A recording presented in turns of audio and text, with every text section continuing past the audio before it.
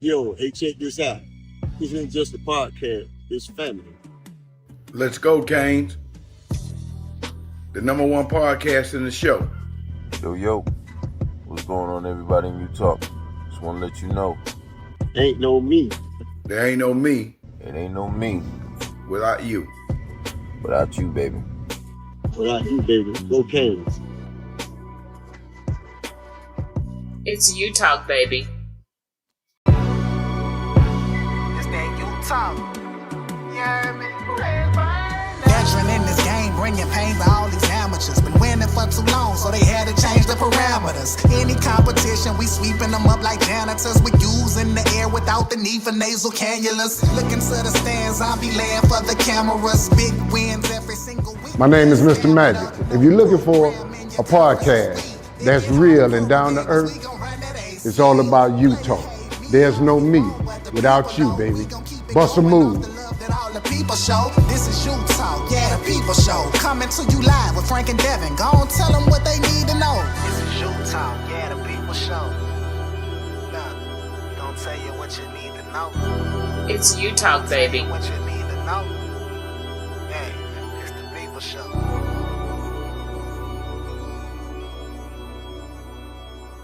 It's you talk, baby.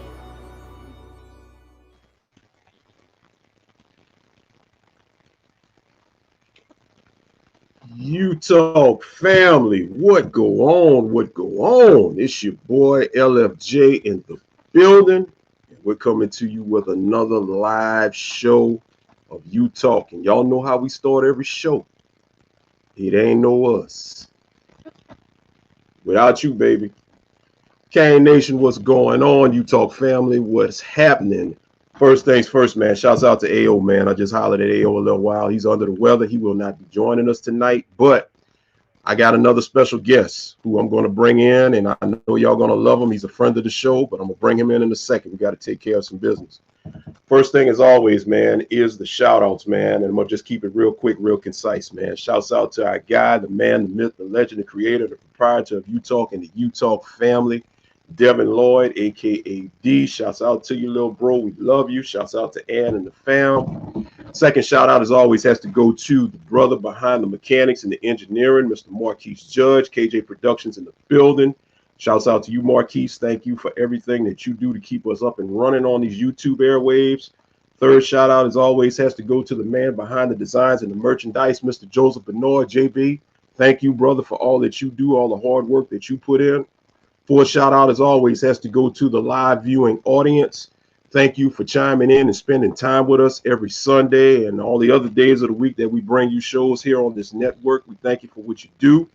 Also, for the Rewatch Squad, we thank you. And also, I got to plug it. Let me pull it up. Let me get it for you. Y'all, I tell y'all every week, and I'm going to keep saying it like a broken record. Get that You Talk podcast app, man. That You Talk podcast app, we got a lot of good things going on. Wherever you get your sources for your, doesn't matter if it's Apple, if it's Android, whatever you rock with, go to your application store, download You Talk Podcast. Just put in You Talk Podcast as is. It's going to come up. You see the logo. You'll be able to get it. And speaking of the You Talk Podcast and the app, I have to highlight something that we got going on. We have a raffle. So to get that, if you don't have it, let me go ahead and put it up right quick. Again, this QR code right here is what you want to put up. You want to scan it. So I'm going to leave it up here for a quick second. Scan it. If you don't have it, get it.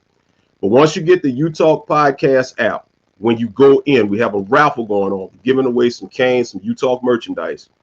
And we got 3 levels that we want to put out here for you guys to get. So level 1, you can get a single. It's $1. You can get you 1 single raffle ticket. It's $1. When you go into the app, you'll scroll down. You'll see the selection. It'll be the golden ticket. So you'll go ahead on, you'll get the $1 and buy 1 if you want. There's also another selection where you can get a $5 pack. It can get you 5 chances at the raffle. Let me go ahead and pull that off. You'll get you 5 chances at the raffle. So you can go ahead on, you can get the single $1, you can get the $5. The $10, I went earlier, there was some issues going on with the $10, but in case it doesn't work, you can go ahead on and reach out to D at let me put it up. I got a lot of emails, but it's going to be You Talk Sports Show uttalksportsshow@gmail.com. Right there, right there. You want to email right there, uttalksportsshow@gmail.com.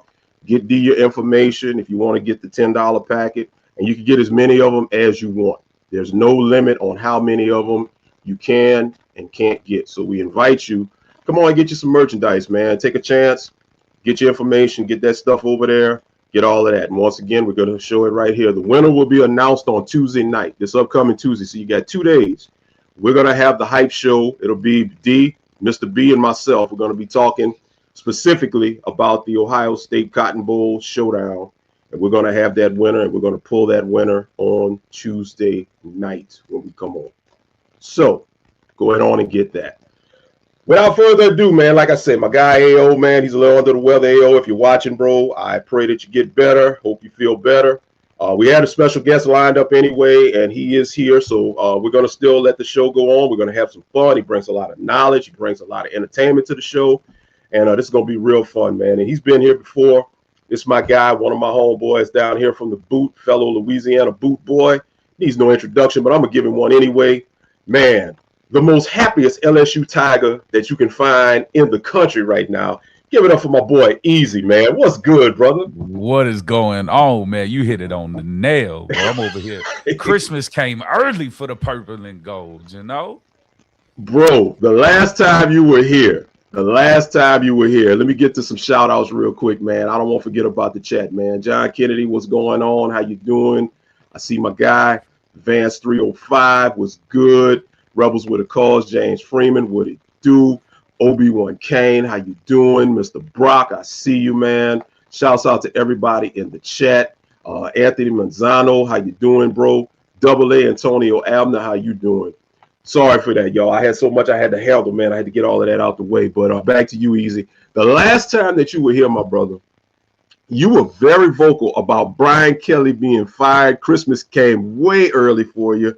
And listen, I ain't no LSU fan, but I am happy for what LSU got coming for him because, listen, it's no secret over here on Utah, myself and a lot of other ones, we wanted Lane. We really wanted Lane. But like I say, Mario's doing his thing. I'm not going to open that can of worms. Right now, I'm happy with what's going on with Mario. Props to Mario. But y'all got what I think is a good one in Lane Kiffin, and I'm very interested to see how things go for y'all, bro. Oh, absolutely. And to top it even off, we got Weiss coming over as well. You know, Weiss, the offensive coordinator at Ole Miss, is coming over with Lane Kiffin. So we getting that whole, you know, that whole offensive mindset coming over. And you add that in with some of the players that I have no doubt he is going to try to go get in the transfer portal. Man, look, he fits LSU. His demeanor, the way he coaches, the way he handles the press, the players, it fits LSU. And I'm not going to lie, bro, we heard the stories of Lane partying and everything like that. I don't think he would have made it in, you know, Miami. He'd have been there 2 years. And there'd have been scandals. You know, he out in South Beach, you know, tearing it up on a Friday night before a game. Yo, I mean, he can still get in trouble in the 225, but I mean, it ain't like. He found a yoga spot as soon as he got to Baton Rouge. And listen, we both born and raised down here. I didn't even know they had yoga spots in Baton Rouge. That was a new one for me. So I'm gonna leave it at that. But my brother brought you on, man, because you know, we were supposed to have some Ohio State fans come on as well. They couldn't make it. They hit me up. They had some stuff going on, but we still wanted to have you on here. It's got to get a neutral take on this Miami-Ohio State game. Chat, y'all know how we do, man. I'm going to have the link up in a little bit. We're going to bring y'all in, get y'all 5 minutes each. You can ask myself. You can ask Easy, whatever you want to ask us. But before we do that, Easy, just give me your take right now on this Miami-Ohio State. What do you see at the outset of this game as we get into this Cotton Bowl matchup? You know what's wild is looking at this game. Last time I was here, I harped on line of scrimmage with Miami, right? You look at that Texas A&M game, it was line of scrimmage. Texas A&M Reed did not have time to throw the ball the whole second half. Bain, those other guys got after it. That's what it's going to be. If Miami's not going to be able to win a 10-6 game or a 10-9 game or whatever it was against OSU. They're not going to, right? They have too many off or outside weapons with Smith and Tate. you're gonna have to pressure Sands. If you don't get pressure on him, it's gonna be tough, because the one thing OSU is gonna do is gonna put Beck in those situations that all you fans know he don't like to be in. When his time clock is sped up, when he's not going through his progressions, when his feet ain't settled, that's where Beck makes mistakes.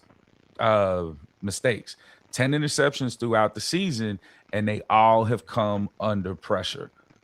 It's gonna come to the offensive line, the offense and defensive line. That's what it's gonna come to. It's really simple as that for me. Trench battle, definitely trench battle. And one thing that I'm seeing, and I've been doing a little bit of my homework on Ohio State, I'm seeing that their offensive line is really not as good as advertised. They've been kind of, I hate to say it, but human, as might say, especially compared to years past, especially with their national championship runs. I think Indiana exposed that in the Big Ten championship game. I think Indiana gave the best blueprint to Miami on how you can hold them at bay, because if you allow Sand to get time to go through his reads and his progressions, you got Tate, you got Jeremiah Smith on the opposite side. I mean, you just got firepower. Bo Jackson, and that name, I know people are going to think that that's the son, but he's not. There's no relation that I know of. But he can run that football as well. Ohio State can definitely be a thorn if you give Sand time. But I think with Vane, Mesidor coming off the edge, I think Moulton coming up the middle, if David Blake can be smart, him coming up off the middle. And I think our secondary is just so ball hawking. Easy. I don't know if you really saw the body of work that Fitzgerald, the freshman safety that we got put in all season. I don't know if you got a chance to see him. I have him noted. I actually have him tagged as a playmaker in this game. 6 interceptions. Fitzgerald, and had 2 interceptions against Texas A&M. I have him tagged as a key player on defense for you guys. Let me ask you this. Do you think, and I'm not comparing them because I hate to compare players, but I just like to compare their impact. Do you see him as kind of having a similar impact, at least this season, to what Ed Reed did in his time, being such a ball hawk when he was at Miami? Do you see any? Not and I know it's hard because I'm not comparing the players. I'm just comparing the impact on the season. Is there any comparisons there that you see? Maybe. I personally, I'm going to say absolutely not. Because Ed Reed, Fitzgerald is feared on the back end, right? Right. I can tell you right now, Bo Jackson is not afraid to see Fitzgerald in the hole on a blitz. You were afraid to see Ed Reed come down. Yes, sir. When he crept down, you knew he was coming, right? I don't know the percentages, but as far as I know, Fitzgerald is not their blitzing DB. Right. He's more of a guy that they want back in that 10, 15-yard range. He's got great recovery skills. Because I think it was Fitzgerald that ended the game. Fitzgerald, the game sealing pick. Yes, it was. And if you watch it, when old boy cuts across the middle, Reed's got him. Reed underthrew the ball a little was late on the throw, but Fitzgerald's recovery is what really makes him special, because he's got that pure athletic ability, and that's where he is similar to Ed Reed. He's got great instincts for the game. I think he sees the field in the way you want your DB to see the field, as far as reading the quarterback's eyes, knowing the movements. But Ed Reed is just, he brought such a different physicality to the game that I think it is hard to even try to see a comparison. Right. No doubt about it. Last thing I want to ask you about, and I'm going to go ahead on and get the link up while you answer this question. What's your thoughts on Malachi Toney, man? Because Malachi, I think the rest of the nation is seeing what us as Canes fans kind of knew out after the Notre Dame game, the first couple of games of the season. How is you, as a college football fan who maybe not have been up on him all season, how do you see him right now? Like, what's your thoughts on Toney? I started paying attention to Toney, I think week 2. It was his explosiveness is off the charts. His ability to, especially on the dig routes, things like that, where he can really just kind of break a defender down, is unreal. He's got great hands. His route running is really good. Surprisingly, now again, I wasn't watching him like that, but when I watched him, he draws attention. And when you got a guy that draws attention like that, other guys are gonna shine. And I not having a whole lot of experience watching him, I think he's I think he's a damn good wide receiver. I like him in the slot. It's weird because he's got a lot of speed, but he's shifty. He makes really good cuts. He runs really good routes. So I like him in the slot. I think he does a lot of damage when he's inside the numbers personally. Absolutely. Absolutely. The link is up right there, y'all. If y'all get a chance, man, hit that link, man. We want y'all to come in, man. 5-minute time limit. You can ask your comments, your questions, whatever you got for myself and Easy going into this Cotton Bowl matchup. Just real quick, I want to highlight a couple of comments here. Orange and Green Blood says he noticed that Fitz with beta QB like Reed did with like Ed and Sean used to. Majestic, a wide receiver, look open and closes with a pick. So, yeah, man, I'm real happy as a Hurricanes fan, man. Happy to be here.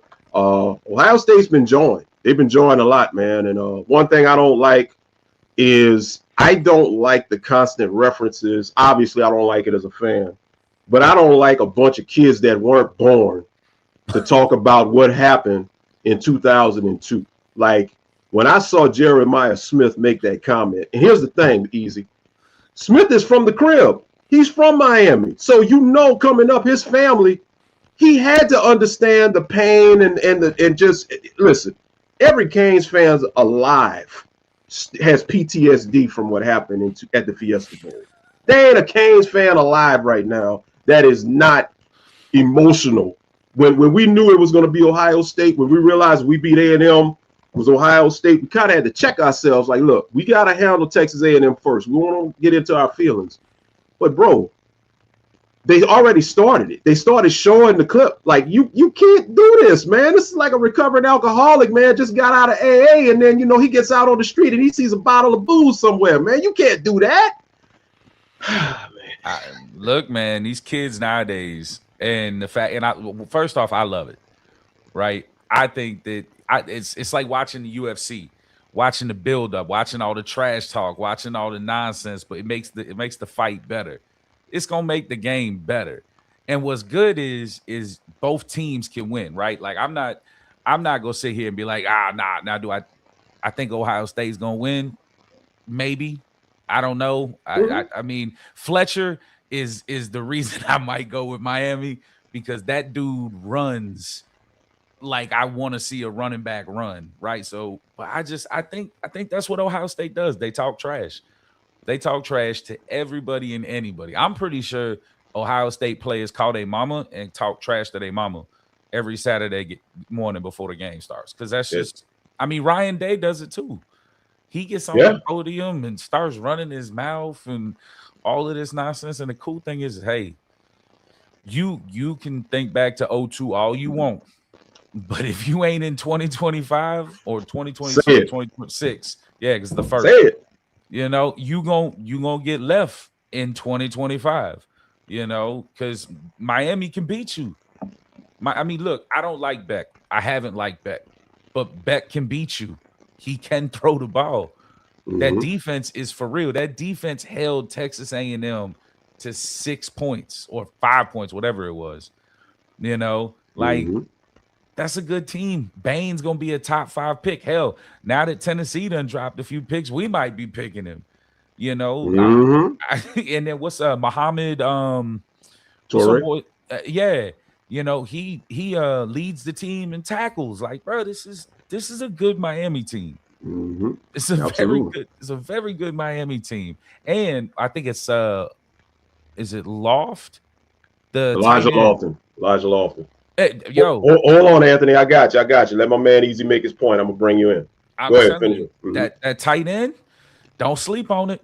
Don't sleep on it. If you try to put too much attention on Tony or one of these other Fletcher, he can, and Beck likes his tight ends. So this Miami team can win. Absolutely. Absolutely. Well, we got our first caller, man. Let me go ahead on and bring him in, man. One thing about this guy, man, he's a supporter of the show. Boy, he don't wait for nobody. Boy, he be chomping at the bit, ready to get his points in. So let me go ahead on and get you on here. Coming to the stage, Anthony Mazzano. Anthony, I'm going to start your timer. You got 5 minutes, man. Have at it. Okay, easy. You're a Hurricanes fan or a OSU fan? LSU, baby. Purple and gold. Go Tigers. All day, baby. All day. Oh, okay. What I'm gonna ask you guys actually, what I said in the chat, I watched a ton of guys breaking down this game, Larry and Easy, and they're saying Miami puts offensive lines in uncomfortable positions with how wide they play and with how far they play their defensive linemen, even in the interior, far away from the offensive linemen, because offensive linemen in general are not used to having the guys build up speed. Correct, Larry? In general? Yeah, I would agree with that. Yeah, that's a fair assessment.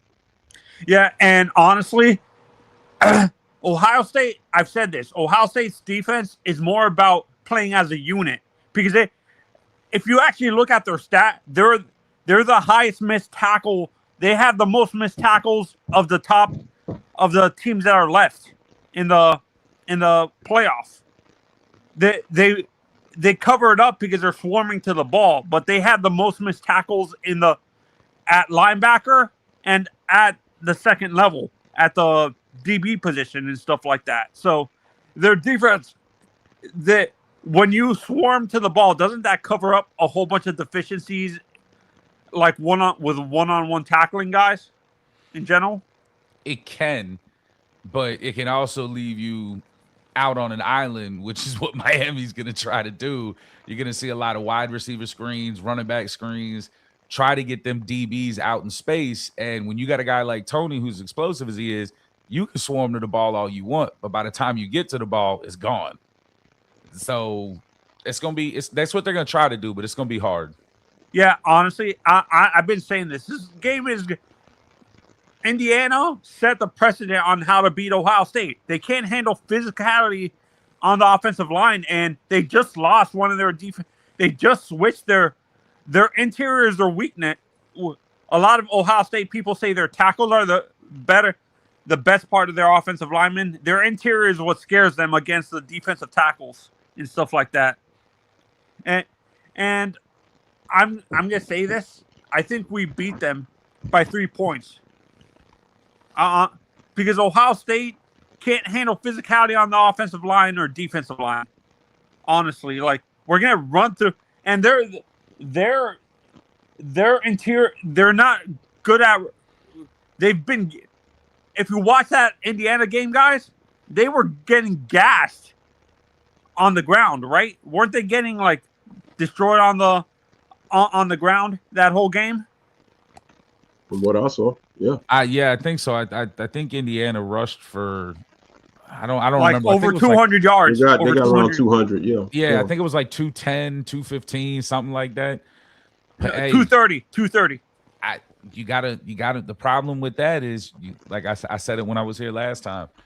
Gotta make sure that your defense and offensive line on Miami's side doesn't get tired, because when they get tired, they find themselves in some trouble. But 3 points, I'm with you. I think Miami could win by 3. Yeah, no, and honestly, like I said, Ohio State doesn't scare me. The only team that truly worries me is probably Georgia, but their defense has been inconsistent throughout the year and stuff like that. But 1 minute, bro. Okay, and with Carson specifically, people are downplaying how good, like, the experience he's had through, like, people feel that he can't bring us back.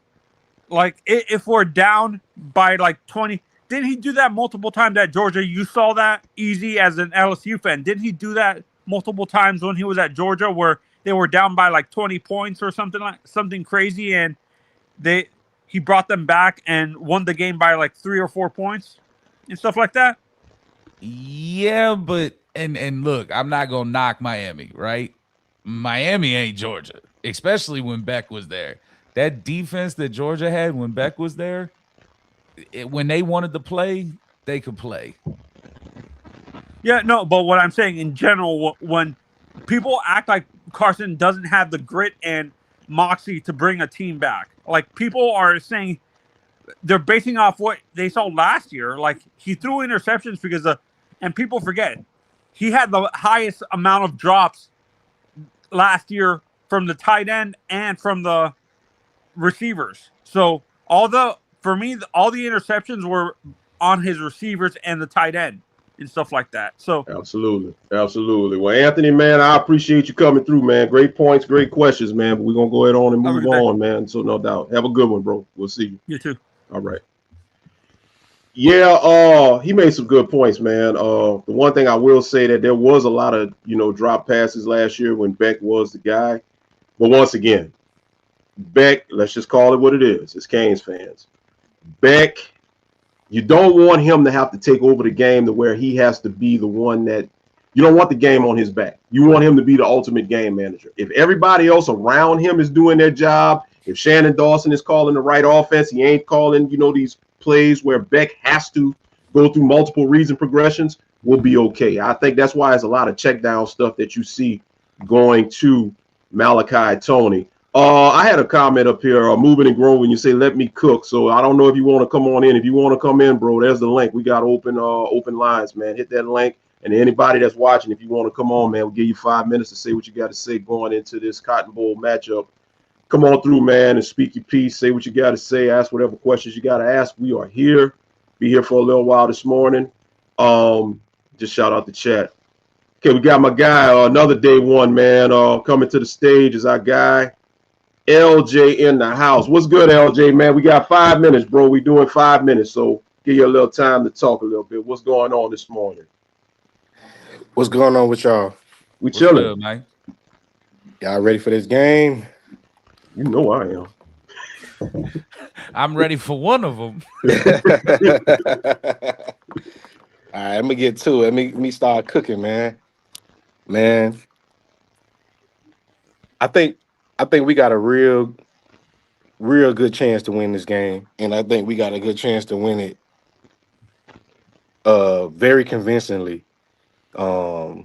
Just by watching Ohio State, like y'all was saying, the interior offensive line, they ain't that good. Like they got exposed by Indiana. I think our defense is way better than Indiana's. One thing we've been doing this year, we've been stopping the run like heavy. Like that's why I love Hagerman. I love Hagerman as a D coordinator or whatever. I love him way better than Kevin Steele and Gildry. You know what I'm saying?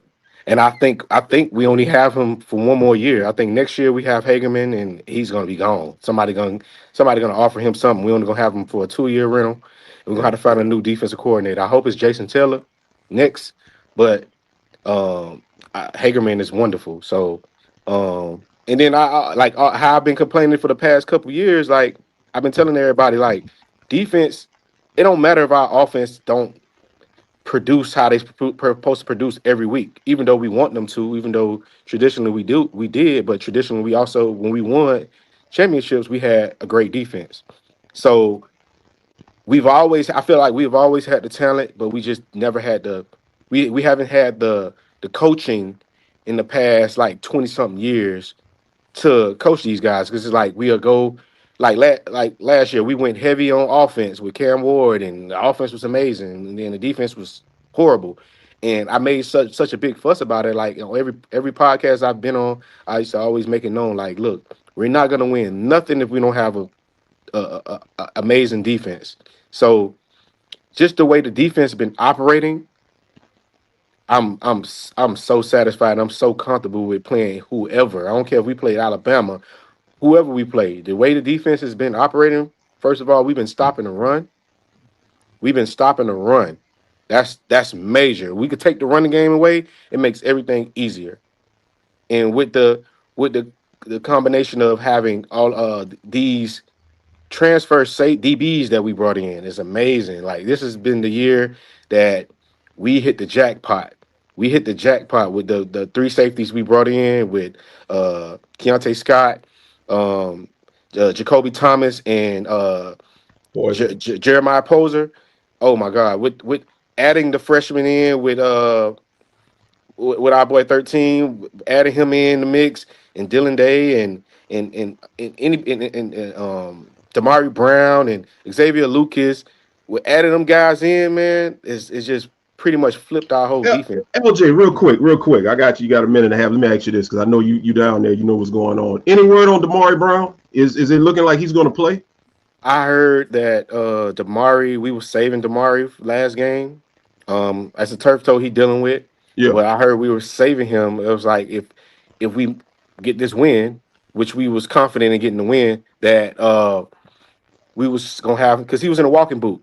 And then Keontae Scott was in the walking boot prior to that, weeks before that, and y'all saw him get out there and not miss a beat. So I'm hoping that my sources is true, that he gets out of the walking boot, he's practicing this week or whatever, and then we can use him against JJ, because JJ is gonna take his game to another level, and we need a big corner that knows him, knows his technique, like knows how he runs his routes and everything. Because Xavier Lucas and OJ Federer, they're good, but they don't know JJ. Right. That goes back to high school. Yeah. Damari Brown knows JJ. He went against JJ like they hand in hand. It's like if you recruit JJ, you had to recruit Damari Brown. When we lost JJ in that recruiting cycle, we got Damari Brown just in case we ever faced Ohio State. So now we're facing Ohio State, and he's supposed to be like kind of like the kryptonite of that. I don't think he's like the true kryptonite of JJ, because I think JJ is amazing, but I think he's like one of the only players that I trust. Even though Damari Brown didn't even start, you know what I'm saying? He didn't even start in our secondary. He was on the rotation, but I always felt like he was a starter. He had a slow start ever since his freshman year. He got injured when he got injured. And he never kind of recovered from that. But I always felt like he was probably our most best corner with the highest ceiling out of all of the ones that we got. And I'm just hoping that my sources is right and that he plays and that we can throw him on there, because I'm real nervous about playing OJ on him, because I don't think we're gonna play Xavier Lucas, because we don't really flip flop our corners like that. We kind of like stick to the same side. So JJ goes to the other side, then Lucas will get him a little bit. And then I think predominantly we'll play OJ Federer on him, but it's supposed to be a combination of Federer and Damari Brown. Right. And then if he goes to the other side, of course we'll play Lucas. But I want Lucas on the other receiver, Cornell Tate. But I really don't think Tate is like. I think he's a first-round receiver because he has his route running, but I really don't think he's like a threat like that, like for real. I think we can cover him man-to-man pretty good with our corners. I don't think Tate is like that. I know JJ is like that, but I think Tate is cool, but I think we got our corners are cool too, so that's gonna cancel each other out. It's not. I don't really think Tate is gonna be a problem, but I know JJ can be a problem, and we'll have to put safety help over the top with underneath coverage to play JJ and then stop the run, and then Julian Sand is a sitting duck. We don't have to worry about that scrambling this week. I mean, this weekend we don't have to worry about all that scrambling with Julian Sand. So I like my chances with Mesidor and Ruben Bain to wreak havoc on that offensive line. Absolutely. Well, LJ, I appreciate you, bro. That's time, man. I wish we could do it again. But hey, come back Tuesday night if you can, man. We'll be back. Me, myself, D, Mr. B. We're gonna be, doing this. So we're gonna get everybody on here where y'all can call it. I got you. Merry Christmas. Merry Christmas to you, and Happy New Year, brother. Yes, sir. We got our next guest. I'm gonna bring him in a second, but real quick, I just want to make sure I continue giving these advertisements, man. We've got for the Tuesday night show, as I said, we have the raffle. If you don't have the U-Talk Podcast app, please, I'm telling y'all, scan this QR code right here. Go get the U-Talk Podcast app. Type in U-Talk Podcast. Go get the app, and when you get the app, you log in, and you're going to scroll down. You're going to see your options to get your raffle tickets. You can get one single ticket for $1. They're all $1. You get your one single ticket for $1. You can get the 5-pack for $5. There's a 10-pack selection there. If it doesn't work, then go ahead on and hit utalksportshow@gmail.com. Get with D. And when you do that, man, it's going to put you into the running to get some merchandise, man. Utah and Canes merch that we're going to announce the winner on Tuesday. We want everybody to try to get this and get this going, man, so we can try to get some stuff out to you guys, man. It's just a show of thanks and appreciation for rocking with us and for rocking with you talk. So, I see. I guess we had. He just stepped out. Call back, Stallion. Call back, Stallion. As soon as you call back, I'll get you in. Oh, there he goes, and he's back. Let me go ahead on and bring him in. Another friend to the show. Day one needs no introduction. Let me go ahead on and bring him in. Our guy, the Italian Stallion. What's good, brother? What is up, guys? How you doing this morning? What's good, man? We're doing blessed, man. 5 minutes on the clock, bro. Run it. Absolutely. Well, first and foremost, I hope everyone had a wonderful Christmas, especially the Utah family, yourselves as well. I know I had a great one.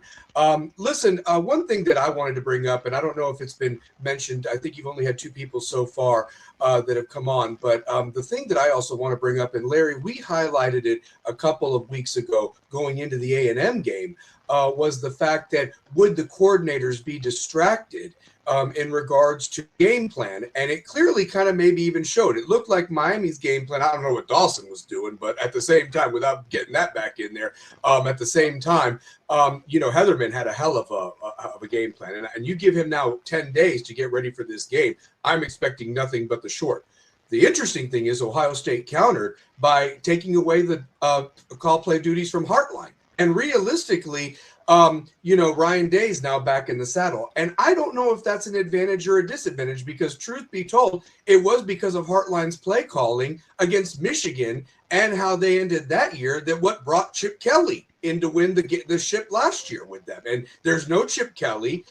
They've given the play calling duties to Hartline. And, you might want to just say, was it conservative? Was it more run based? And now Ryan's going to let it fly. Well, the truth of the matter is he going to do the quick passes? Is he going to do what Brian Braum did? These are things that are going to, is he looking at the Louisville and SMU games, and how did we counter from what happened in those games? I mean, I've always argued our defensive linemen, when we rush, we need to have our hands up, especially Sayan's not a very tall quarterback. I mean, he's 6'1", but the truth of the matter is you might be able to bat some balls down too, especially with those quick passes and jump those routes a little bit. So that's something that I'm going to be looking for in the X's and O's come Wednesday night. The other factor is how well we run the ball. I went back and watched that Texas-Ohio State game, and sure, anybody can get better, but where I think Texas really failed, especially for an offensive coordinator like Sarkisian, he took the ball out of C.J. Baxter's hands, who was actually getting some success behind that Texas offensive line early on, and was actually getting them some yards. It was where Arch was really messing it up, and drives got stalled, or turnovers happened, or not converting fourth downs. So why I say that is C.J. Baxter's a very big back like Mark Fletcher, and I hope that we don't take the ball out of Fletcher's hands, especially if he's having a good game. I would also mix in that Pringle and Shamar Brown that we didn't really have the last time. So that's going to be something that I'd be interested in. The other thing also is that we have not we've shown what our offense is capable of in domes. I mean, forget about our abysmal defensive performance last year against Syracuse. This defense is night and day from last year. But you saw how our offense ran in a dome like the Carrier Dome, and that's going to be very much like that come Dallas. There's not going to be weather. They're going to show their speed, and I think that that's going to be the ultimate difference. Now, I'm not discrediting Ohio State. They're a phenomenal team, but I've gone through the schedule, and it might show on Wednesday night. Not that we've been world beaters, but this team responds to the criticism, the disrespect, and nobody's really giving us a shot. I don't even know if the line is still at 9 or 10 when it first opened up, but at the same time, I love that. And I see a lot of mirror images to what happened back in the Fiesta Bowl in 2003 with us, except the roles are reversed. And I think that we right this wrong this time. It's not going to go to overtime. I believe we win by 10 points. Book it. That's how confident I am. That's how confident I am. I really believe that our defensive line is going to disrupt. I think that the offense is going to take care of the 1 minute, bro. And if they do all those things, there's no reason why we don't win by 10 points. And then what's really going to happen is the other 6 teams, all with all respect, are going to look at each other before they play their games come the new year, and there's going to be piss running down their leg. That's not a spoiler. That's a prediction. right there. Okay, and I'll die on this sword next Sunday if I'm wrong, but I feel very good about our chances. One thing I wanted to ask you guys very quickly is what is your keys to the game in terms of, is it going to be how the SEC refs call this game? Is it going to be the turnover battle? What are the intangibles of what you think? And am I wrong with Ryan Day's play calling? How is that going to be? Because Ohio State fans, you know, it's really basically like picking between diarrhea and puke, in my opinion, between Hartline and Day. Just saying it, just facts, guys. But go on ahead, and if you need to let me real quick, I'm gonna go ahead on and it's gonna be ACC refs. Easy, I'm gonna let you take it. Stallion, I'm gonna go ahead on and get you out because that's your time. But we'll go ahead on and answer. Just keep watching. You know, we'll answer your question on the way out. Stallion speaks tonight at 8. Tonight we'll be on. We'll be there. We'll be there. Go ahead on, Easy. I'm gonna let you answer that first, and then I'll go ahead and give my keys after. Look, there's one thing that I love about Miami fans is the confidence. The confidence is never lacking with Miami fans. 10 points? Whoa, that's a prediction. I honestly, I think the key is what I said earlier. It's going to be the line of scrimmage. If Miami's offensive line can bully that Ohio State defense, if Fletcher can get going, I'll give you a prediction. If Fletcher has 110 yards or more rushing, Miami wins the game. I will give them that, but he's gotta break 110, and he's gotta have 4 or more catches. They've got to make Fletcher a part of the game, because if actually time of possession will be key in this game. You cannot let Ohio State control the ball. They have too many weapons. And look, the guy before, I don't think you're shutting down Tate. I think Tate's going to have over 100 yards. You're going to put all of your attention on Jeremiah Smith, and you're going to forget that Bo Jackson's one of the best pass-catching running backs in the country. You're going to forget that they also have, I forgot old boy's name, but they also have a tight end that's got almost 600 yards or almost 500 yards receiving. I mean, time of possession, that's your key, time of possession. Absolutely. I'm gonna go with that one. I'm gonna stick to what I've been saying for the last couple of games, ending the season and into last week at Texas A&M. Shannon Dawson does not need to call the perfect game. He needs to call the right game. The right game is, do not make Carson Beck stretch the field with these passes. Listen, Carson Beck, to me, he doesn't read coverages all that well, in my opinion. That's me. Do not, and that's going back to what he did at Georgia. Do not have him doing that. You get those plays that work. Keep it simple. We got a plethora of running backs. Give them a heavy dose of Mark Fletcher. Sprinkle in Brown and Pringle. Let the defensive line, let them fight. They got to fight, Ohio State's defensive line. Let the offensive line dominate that. I see we got an Ohio State fan in here. He says, hold up, I got to bring it up. Where is it? Right here. He says Miami doesn't score 17. You bugging. Yeah. Bro, Ohio State is not stopping Malachi Tony. That ain't happening. And even if they key in on Malachi Tony, don't let what happened last week. And this is what I'm going to do. Easy. I don't know what people are thinking, but I know you watched the game. I don't think people realize, Easy, how much the weather was a factor last week against A&M with the wind gusts and all of that. I mean, this is what they're not understanding. We left 9 points on the board from our kicker. Malachi Tony broke one to the house that a shoestring tackle prevented that. If that game is played in the dome, when Carson Beck went up top to JoJo Trader, he had the corner beat. Guess what? That's a 6 point right there. And then he had the throw that he was kind of behind. I believe that was to was that CJ? No, that was Joshua Moore. That's essentially 20 plus points. That should have been a 30 burger Miami put up on Texas A&M, who they said that was a good defense. So I know that Ohio State fans are feeling themselves, but you bugging, bro. 17 points, bro. Listen, at the end of the day, Ohio State has been exposed in multiple different ways, right? Old boy said it earlier. They don't like when teams get physical. And again, I'm going to go back to this dude. Fletcher is him. And if I remember correctly, I believe Fletcher is from up that way. Is he not? Fletcher's from Miami. Fletcher's from Miami? Yeah. Somebody, I saw a picture. It was him, and somebody was in OSU gear. Maybe it was his old That man. was Malachi Tony. Malachi Tony was being recruited by OSU, but he decided to stay home. Yeah. That's what it was. Yeah. So Fletcher, the whole time last week at the A&M game, they were talking about how Fletcher's goal was to come to Miami and bring a national championship back to Miami. He wanted to bring the U back to its glory days. And when you got a dude that runs the way he runs, he is a foot in the ground, north and south runner, and he's fast. Bruh, I'm sorry, you bugging. 17 points, you bugging. Fletcher may score 17 on his own. He may kick the field goal to get 7. Bro, you bugging. Say it. We got another caller in the back. I'm gonna bring him on, but I'm gonna say this, Bradley. Listen, Bradley, this is the People Show, and this ain't just a Miami show. We invite everybody. So, Bradley, just for you, my brother, we're going to respectfully invite you to come on, man. Come on and speak your piece, man. Speak your piece. I'll put the link up right there. I got a couple of guys ahead of you. I'm going to let them get their thoughts in there, Bradley, but I'm asking you, please, Bradley, come on. We want you to come on, rep for Ohio State, because I really want to hear what you got to say. I want to hear your side, and please justify why you feel what you feel. And it's all love. It's all love. We're not going to eat you. Yeah. My man is an LSU fan, so guess what? He's objective, and he's just calling it what he thinks. So that's what we do. But real quick, man, we got a couple of callers in here, so we're going to go ahead on and continue our calls. Let me bring them on in. Our guy, Jay Rocky, I got you next.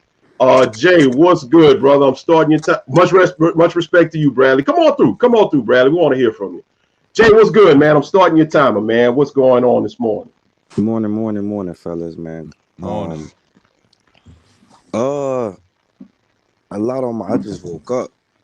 You feel me, logged into the show, you feel me? But I keep saying it, bro. Discipline football win football games, you feel me? And I keep seeing everybody talking about Miami doesn't have a chance, and I keep going down and I keep having conversation with my coworkers. And I told one of my dogs, he's a Ohio State fan since what's his name? What's that quarterback who used to have number 16 and then he went to the Browns and he got hurt? Barrett, I think his name was Barrett. RJ, no, I was about to say that's the basketball player. Braxton Miller.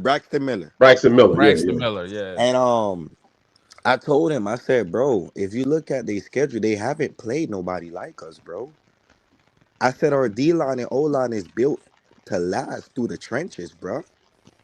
I said that Michigan team who won in 2024 or 2023, they didn't have no elite wide receivers. The only elite wide receiver they had was Roman Wilson. They had a good running back in Blake Corum, but their trenches was so dog. They was just dogs on both sides. I'm kind of pissed off. We probably might not get back Damari Brown. I don't want O'Connor on JJ. I'd rather put Lucas on JJ, and I'd rather put O'Connor on Tate, or put OJ on Tate. But I need somebody long and fast. I know Lucas probably isn't as physical, but he's long and he could keep up with JJ. You get what I'm saying? And put a safety over the top. Mario been here before. Mario took the 2023 Oregon team to the shoe and beat Ohio State, so he knows what it takes to win. All that Matt Patricia shit, all that, he been to the NFL. NFL coordinators come to college football all the time and lose games. That shit doesn't matter, bro. It's football, bro. Who won it more? You know what I'm saying? I honestly feel like you got to get Marty Brown going. You got to make the running game dirty. You got to get Marty Brown giving them extra yards. I get it, Pringle, but sometimes Pringle can't block. If you're going to give Pringle a screenplay once in a while, cool. But I think you got to use Marty Brown, and I think you got to use Fletcher. I think Jojo going to show up this game big time. They number 7, their corner, he ain't like that. He's not like that. They number 7, Matthews, he's their weakest corner back there. And I see a lot of times when I watch the Indiana games, he got exposed a lot. You know what I'm saying? Their corners, they like to bite. They like to bite on comeback routes a lot. So if you do a stop and go, it's a wrap. They like to bite. They're real physical. All right, this is what I see. And this is why I say the media hype up Ohio State. Arvell Reese and Sonny Styles got beat up Indiana game. They got beat, and this is supposed to be the best linebacker tandem. But as I tell people all the time, bro, football is football, bro. Football is football. Anybody could get beat. Indiana punched them in the mouth. Ohio State haven't played a team who could punch them in the mouth, bro. That they haven't. They haven't played a team who could actually punch, except for Indiana. Illinois was a weak team. Illinois was, and Michigan laid down in the third, fourth quarter. Miami has a chance.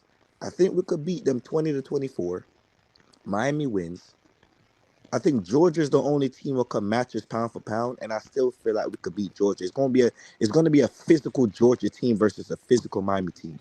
But I don't think I don't think Hawaii State is physical. I don't think Hawaii State is the team where going into the fourth quarter, if they don't blow you out in the first couple quarters, you could take them to the water and you could drown them.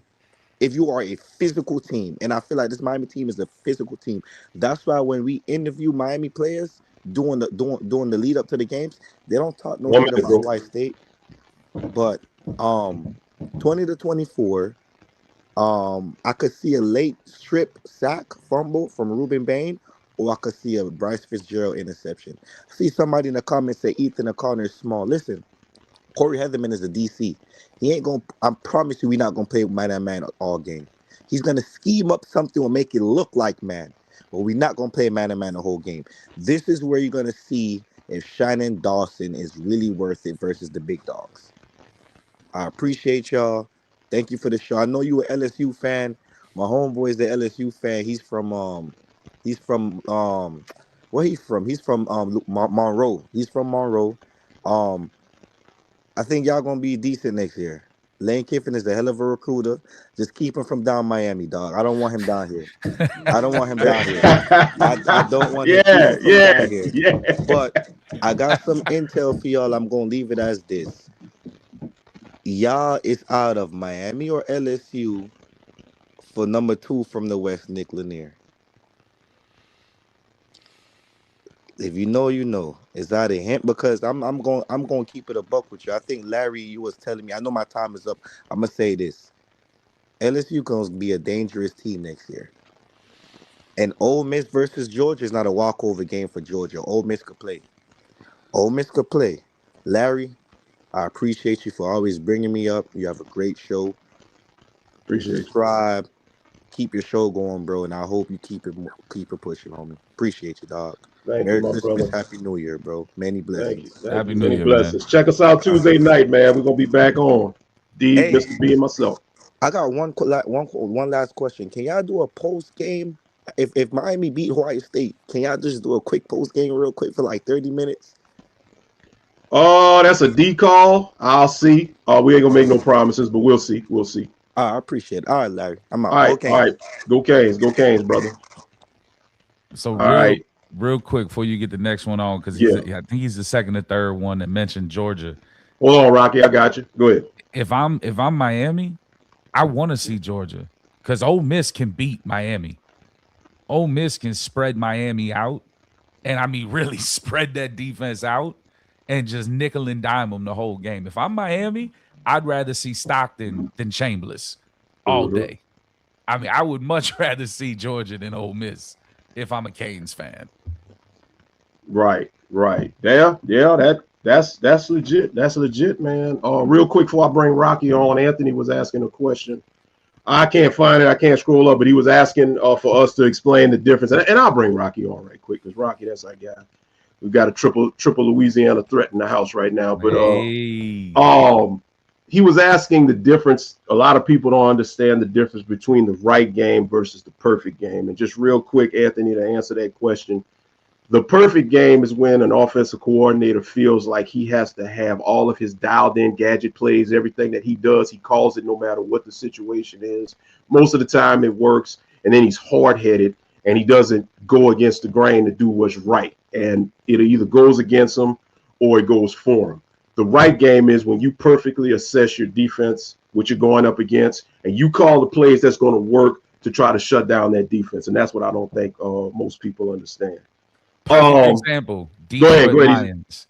The right game is running either Gibbs or Montgomery, whichever one's hot.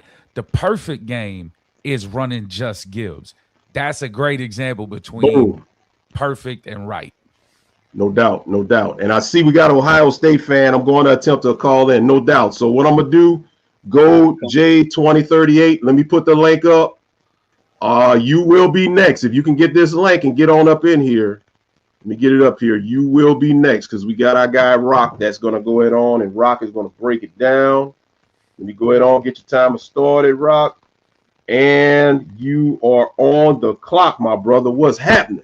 What's going on, LFJ? Easy, my babe, man. Look, I'm calling from 30 minutes from NRG Stadium here in Houston from the barbecue pit where LSU finished out with a whimper last night. So I got to get that one in on you, bro. Why we had to bring that up? Why? By 3 late last night. Don't think I forgot about you, baby. Don't think I forgot about you. At least Houston was ranked. That's what I'm going with. At least they were ranked. That's his story, and he's sticking to it. Hey, fellas, look, Dawson don't need to call the right game or the perfect game. Dawson needs to call his game. He needs to stop. He needs to call the game that got him here. He needs to call the game that he sees, that he's fit with, and he needs to be himself. He needs to run Mark Fletcher. Mark Fletcher hit another gear in the A&M game. I think Mark Fletcher is a different animal in these playoffs. We need to run Mark Fletcher, get him established. We need to play action off of that, give Carson Beck some easy throws, get him in rhythm, work Malachi Tony when we can. I wouldn't focus on him as much as what we did in the first half. I try to use him as a decoy the way we did in the second half of the Texas A&M game.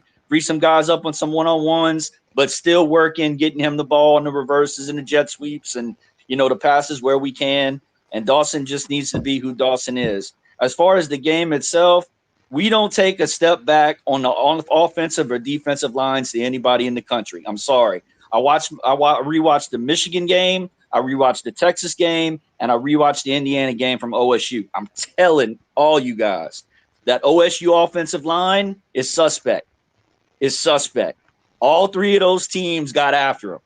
Now, if those 3 teams, which is the best 3 teams on their schedule all year, got after him, we can get after him. They don't scare me. And I invite, like you did, LFJ, I invite all OSU fans to come on. Well, I tell you what, I got a bonus real quick. I tell you what, because the next call will be the last one. We got a little time. You already invited. I invited. We got one. So let me go ahead on and bring them on right quick. We got our guy, Go Jay, he's an Ohio State fan. So let's see where this goes. This is an impromptu battle. So I got a question. I got a question. What makes you think 41-17 is going to be the final score in Dallas at the Cotton Bowl come New Year's Eve? I got to hear that. Was that to me? Because I didn't even present that. No, he didn't say that. He didn't say that. I was going to say, oh my God. In the comment. Yeah. My thing is, I think the Miami fan base is getting a bit of fool's gold. I knew everybody was going to run with the IU game and Candace say, see, we can do that. We can do that. This is where it's going to be. That's fool's gold. The brother said he'd been watching Ohio State all year. He must have been watching or listening to the audio version. You understand? Because the O-line only gave up 5 sacks the last game. That was the most sacks they gave up all game. And that was against the right guard, Tekla Shabola, who's not playing. So if this guy's sitting up here telling y'all he watched every Ohio State game, he's lying. Well, he's not telling the whole truth. I won't call him a liar. But at the end of the day, Ohio State is going to be Ohio State. I know people talking about their schedule. They ain't played nobody. Look, tell them other teams to get better. Ohio State is going to come in as Ohio State. And if you ain't good, that's a you problem. You need to get better. We just going to treat you. If you're a good team or a bad team, we're going to beat you. We're going to be Ohio State. So the narrative of we ain't played nobody, tell them to get good. We good. We coming in there as Ohio State. We walking out of there as Ohio State. Yeah, the O-line had one bad performance all year, and everybody is like, oh, see, we can do this. Oh, bang on. It's not going to happen. We have a good coaching staff. We're going to make the necessary adjustments, and we're going to play Ohio State football. Yes, Miami can win this game, right? I still got it as a pick 'em to me, just because the magnitude of the moment, and they got talent on both sides of the ball. You understand? So anybody can have a day on either side of the football. So, but I'm just listening to this narrative as, oh, the trenches, they ain't never seen this. Man, stop it. We may have a guy who ain't never played and get in there. We be like, what the hell happened? You understand? So Just to cut it out on y'all just being this big juggernaut and we ain't never played in the trenches and X, Y, and Z. But you got wait, real quick. I got questions. Go ahead, LFJ. I got questions. Real quick, because we ain't gonna hold it too long. I wanted to get my guy on here real quick. You do realize that 20 some odd years ago, and I'm not trying to reference the past, I'm just using this as an example to say that history can be made to repeat itself.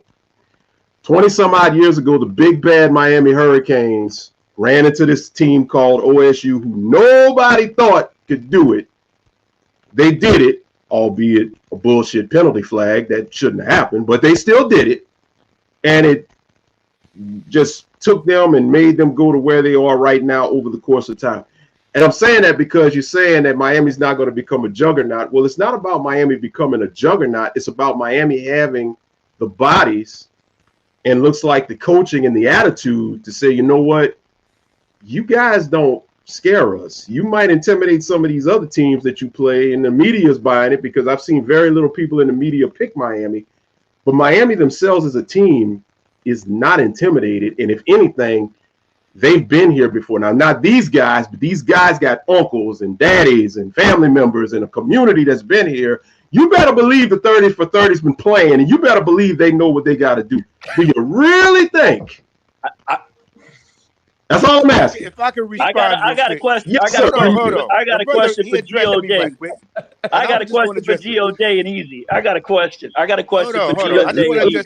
Let him respond, Rock. I get it to you. Because he's making an argument I didn't make. I called him a pick 'em. I said anybody can win.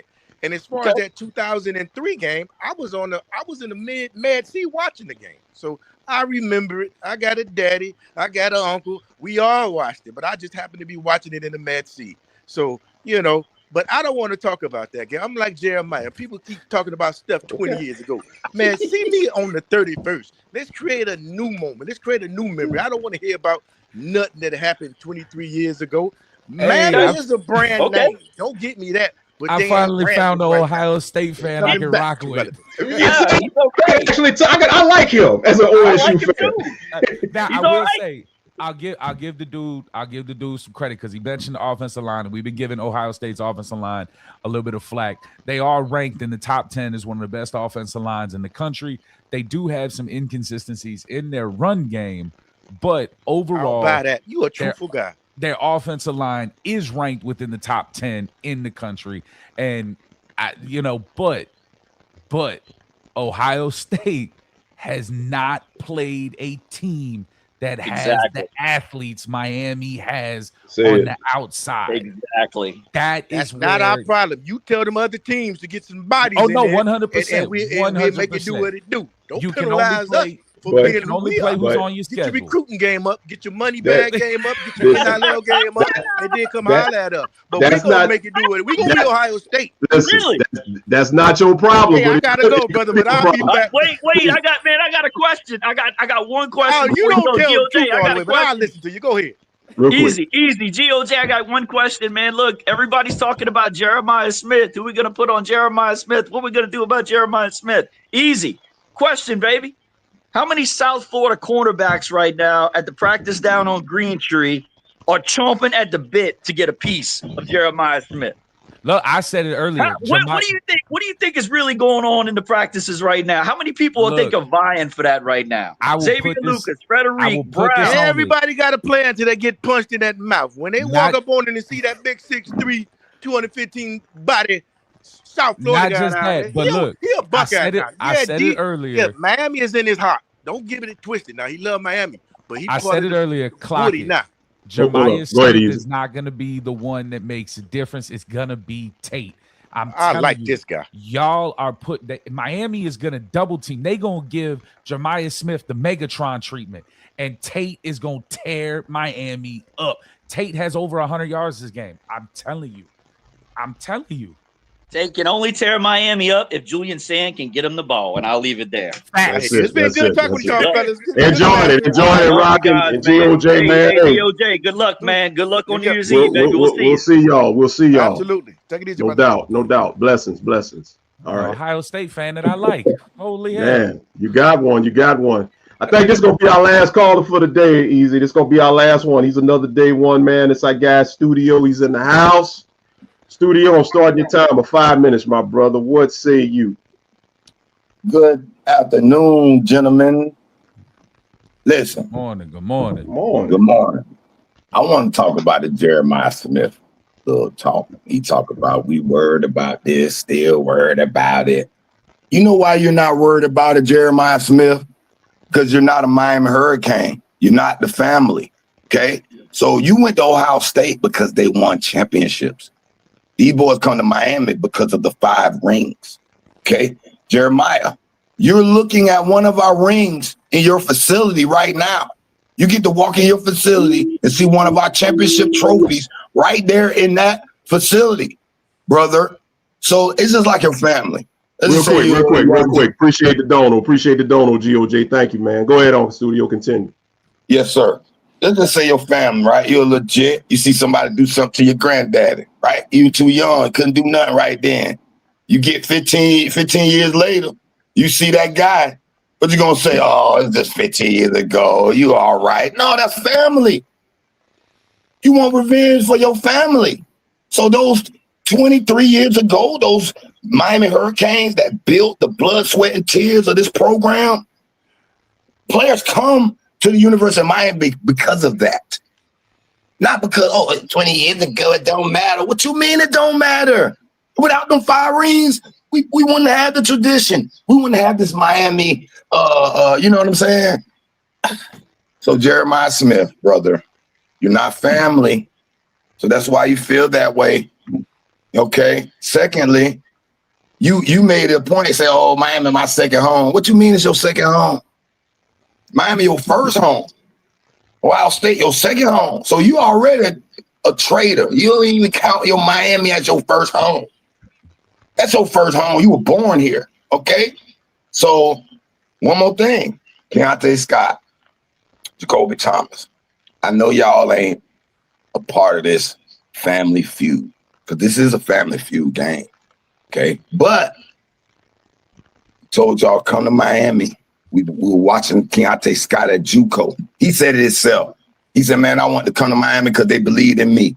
Them boys were recruiting me at JUCO when nobody was watching me. He said he had to sit there and watch his friend all get Division I scholarships. He had to suck it up and go JUCO.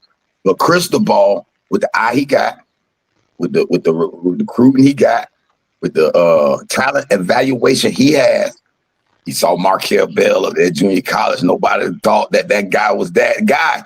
Keontae Scott, same for everything. So listen, y'all boy can make yourself a #1 draft pick in this game here. You know why? Because Jeremiah Smith, he the cover of college football. He on the cover of NCAA. Bro, if y'all can shut him down, stamp him, y'all already got some people looking at y'all like, oh, these boy might could be, they draftable. How we went around. Shut Jeremiah down. Watch, see what happened.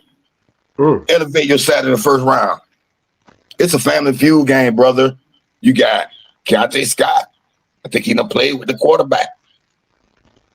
Or he knows some people on the Ohio State team from back in his high school days. You know, all the Brandon Needness and all of them that was supposed to come to Miami. You know what, Ohio State? Jeremiah, it ain't about the national championship you stole. Ohio State is stealing our hometown heroes.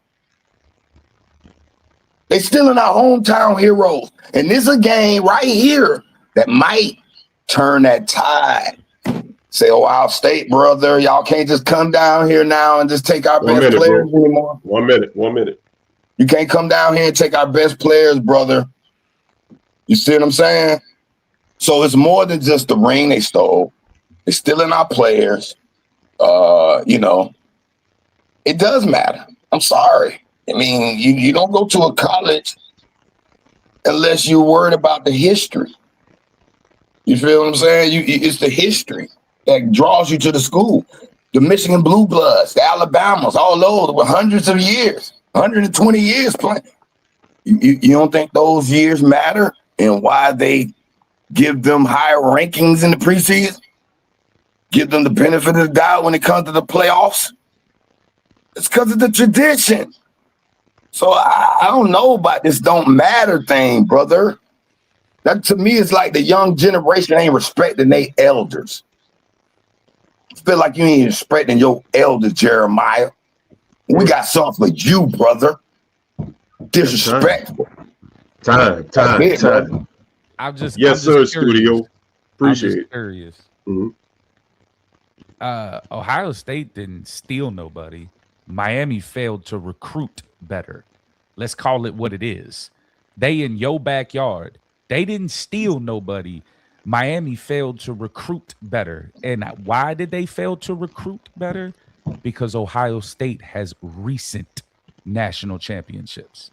It is not about what Ohio State won 20 years ago. It is about what they have won in the last 5 years.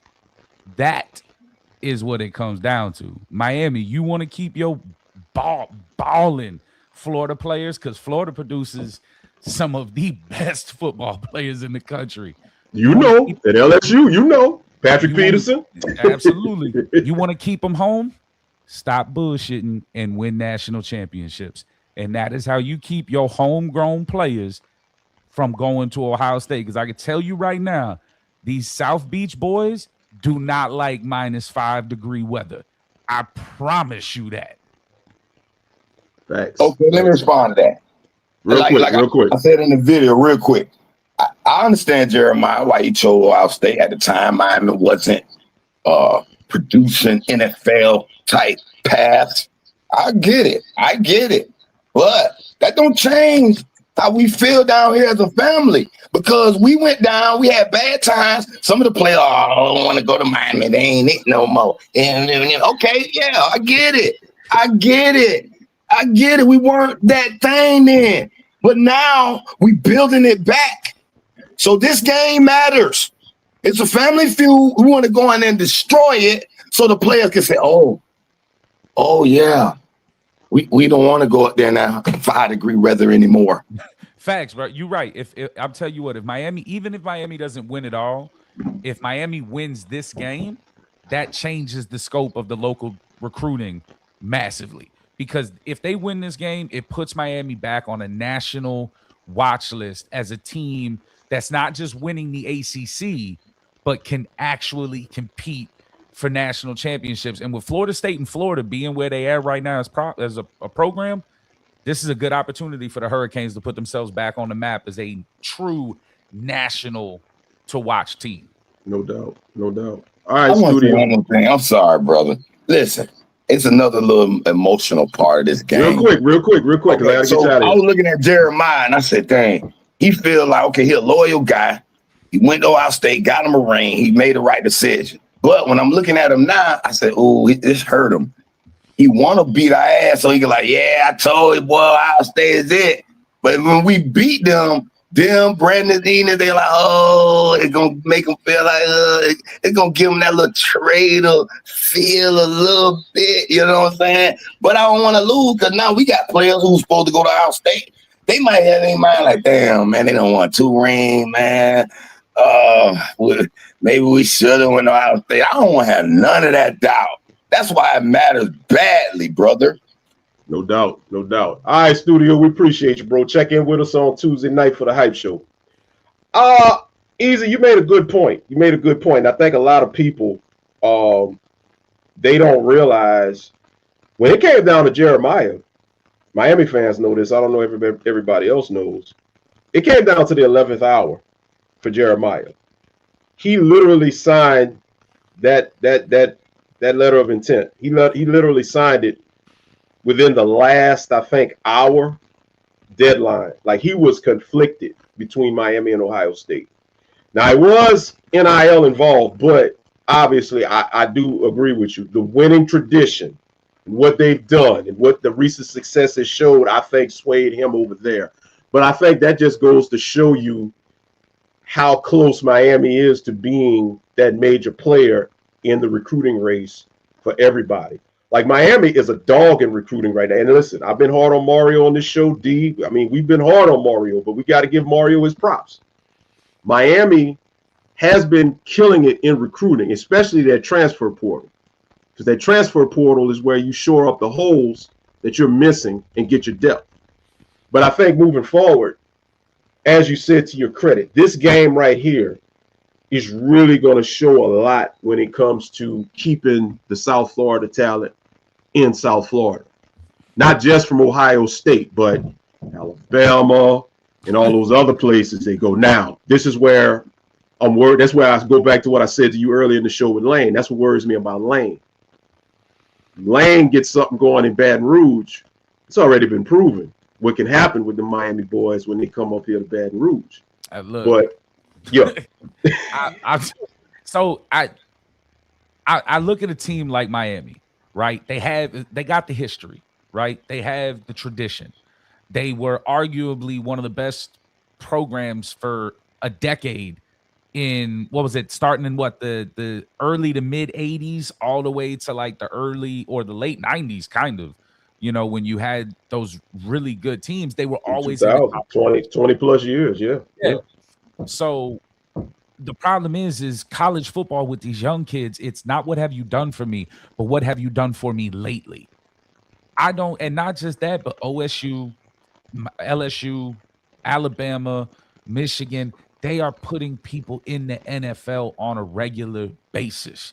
Miami's getting the standouts, right? Mm-hmm. The quarterbacks, the Cam Wards, the guys like that. But when was the last time you heard of a dude from Miami getting drafted in the 5th round and making the team? That is true. It just doesn't happen.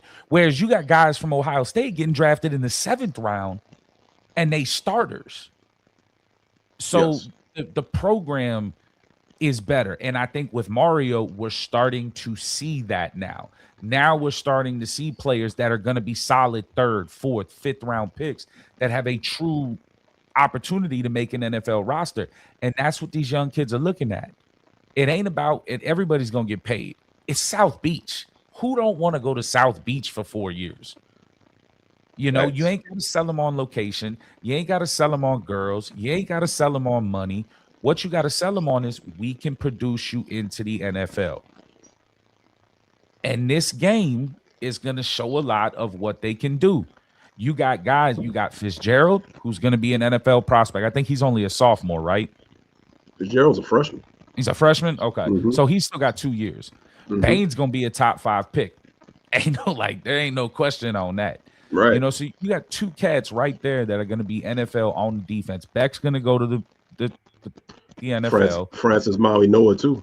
Yeah, you know, Fletcher, I think, will find himself in the NFL when it is time because he just runs like a man on a mission.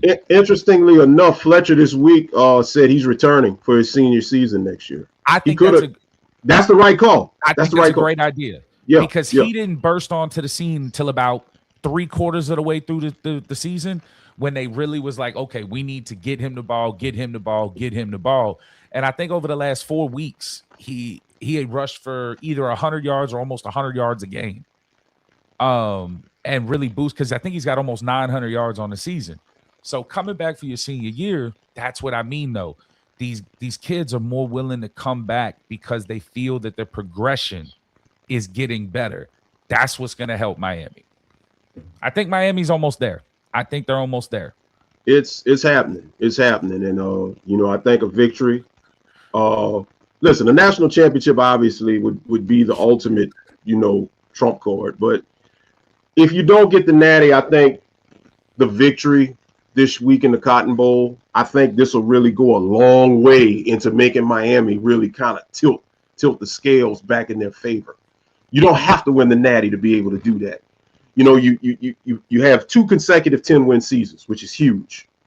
You beat Texas A&M. That's a bigger stepping stone. You were able to win a playoff game. A lot of people forget Miami only had 1 postseason victory in the last 20 years, which was the bowl game versus West Virginia under Mark Richt. Other than that, we hadn't won a postseason game in 20 years. You did that. You got over that hump last week against A&M. So even if we don't win the Natty, which I do want the Natty, but I've got to be a realist here. What's the next best thing if we don't win a Natty? If we get past Ohio State and then we get knocked off in the semifinals, guess what? You got all kind of steam going into recruiting, going into next season. You're up here now officially with the major players, whereas Miami was already with the major players in a lot of aspects for recruits prior to this. This only strengthens their case in these kids' living rooms and in these transfer guys' living rooms, you know, and on the Zoom calls when they're deciding they're leaving these other universities and they want to go somewhere else. And so this is a huge game. Yeah. You got the coach now in Florida that just came over from Tulane, John Summerall. That boy can recruit. That dude took a Tulane team that nobody even paid attention to, and in a 2-3 year span had him in their conference championship games. Had him, now granted, I don't think they should have been there to begin with, but had him in the college playoffs. He is going to bring a level of recruiting. Like Miami cannot expect that people are just going to, you know, oh, well, Florida's not good, Florida State's not good, everybody's going to come to us. Now, Florida's revamping and they're an SEC school, but I don't know, man. I think Miami's got a shot to win. I'm taking Ohio State just because I think Ohio State has more weapons. You know, I think it's going to be 27-24. And you know something? I take that back. I'm not even going to say Ohio State wins. I'm going to say the team with the ball last wins. Because I think it's going to be that kind of game. Absolutely. And I pray for all that is holy. Give us a New Year's miracle. Please, refs, it ain't about you. It's nobody cares about you. Don't make it about you. I don't want to see no nonsense targeting calls. I don't just do your job. Do your job. I will say this before we get out of here, my brother. The ACC officiating crew that we have, if I'm not mistaken, was the same ACC crew that we had for the SMU game. They are notorious for these bad calls. And it just, that's the one thing that's sad. I'm more scared of the officiating crew than I am Ohio State. Like, that's sad for me to feel that way, but I really feel that way. My biggest concern is the officiating crew because it's just so questionable how they've done things in the past. It shouldn't. Now, I see this comment by Studio says he's not worried about the refs anymore. They're on our side. I want to believe that, Studio, but they got to show me, cuz they got to show me, man. They got to show me. So that's the one side thing. Of the athletic director that paid him the most. That's what side they on. The only thing I can see now is that Miami is making the ACC look like an ass because that bullshit tiebreaker system that they had where they allowed Duke to get in. They went down to like the 6th or the 7th metric of a tiebreaker. What was with that? Every metric from the top on down, you couldn't really decide who gets in there to face Virginia. So they had to go to the metric. Basically, the common opponents that Duke played had like a 2-game record over the common opponents that Miami played. And that's how Duke got in. That was the tiebreaker. Why not just go to overall record? It should have been overall record, and it should have been highest ranking by the CFP. And I think that's how it'll be moving forward. I couldn't figure out why a 7-5 team was playing in their conference championship. That you're right. Well, that's not even Miami. That's the conference. That's the conference. Failed miserably, right? Because there was no reason for any of this. And had they just put Miami versus Virginia, Miami wins. There you go. There's your 10th ranked ACC champion. They're in, no questions asked. And it may make a case for Notre Dame to get in because at the end of the day, your ACC champ gets a spot and Notre Dame is probably still in there getting an at-large. That's true. That would have knocked JMU out of that other spot. Miami would have been in there. You would have had a last spot. Notre Dame gets in and everybody's happy. So you fault the ACC for that. And here's the thing. Real quick, Notre Dame is lobbying, wanting the ACC to lobby for them because they're an ACC member in everything but football. They get mad at the ACC because the ACC starts lobbying for Miami, who was their highest ranked team. The ACC network going into Selection Sunday was playing the Miami versus Notre Dame game on repeat every 4 hours. And didn't Notre Dame do some pettiness like we're going to pull out of the ACC in all other sports? Yes. Sit down. Sit down. That was a shit show, bro. That was a shit show. But look, we're going to get on up out of here, man. We thank everybody for joining us. Easy, as we always do with all of our guests, man. Plug what you got going on, man. Let everybody know where they can find you, where they can check in with you, where, they can, because we love what you do, man. Let them know. I appreciate it, y'all. So y'all can check me on YouTube, TikTok, Instagram. It's the Full Blitz Podcast. We got new shows coming soon. We had to take a little break. My job gets a little crazy during the end of the year and into the beginning of the year. But like I said, the Full Blitz Podcast, make sure to check us out. Shows come out on Wednesdays. And I appreciate y'all having me on, man. I love coming on. I look forward to being on here again. Oh man, we love having you, man. You family, man. And as long as Miami ain't playing LSU, man, you know, like I said, you already know when that happens. I am coming. I'm gonna change all of this to purple and gold. I'm gonna put tigers up everywhere.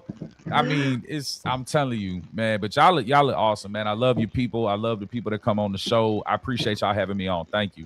No doubt. Look, y'all, that's it, man. We're gonna put a bow on this thing, man. Like I said, Tuesday night. D, Mr. Bratton, myself will be back for the official hype show to start getting ready for the Cotton Bowl.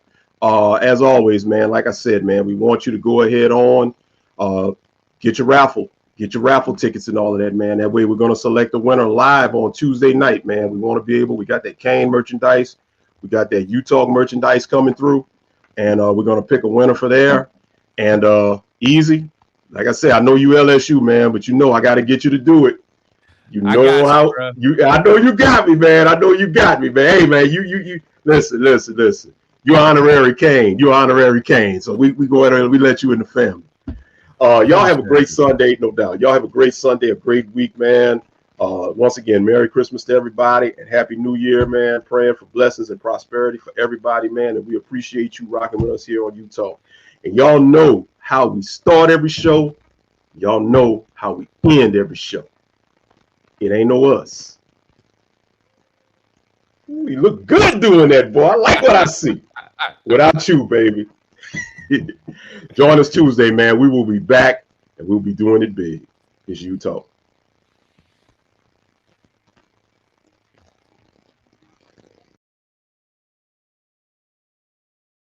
Yo, hey, check this out.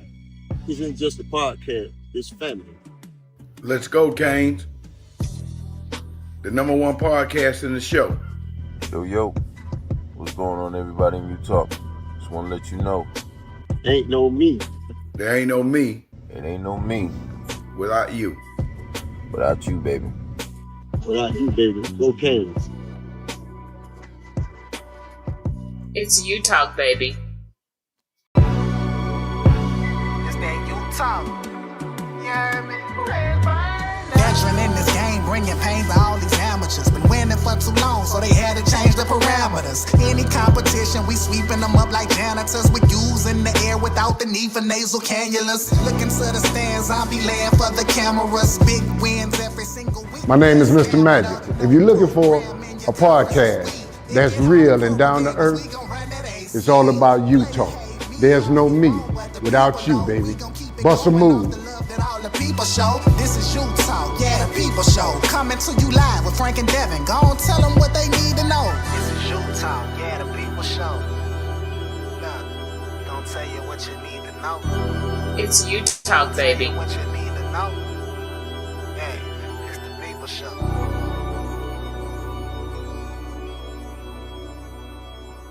It's you talk, baby.